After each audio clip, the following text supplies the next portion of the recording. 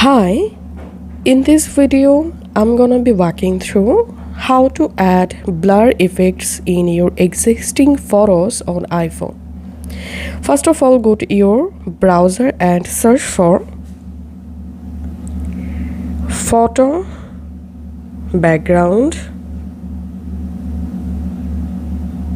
blur and search for this keyword, and now here scroll down and you have to open this website pickwish.com. Just go to this website and here just click on upload image photo library, and now from your library you have to select the photo in which photo you want to add blur in background. Now just tap on done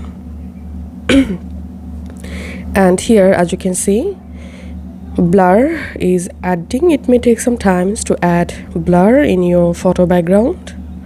Once done, here we can see successfully added blur. You can also change blur intensity using this slider.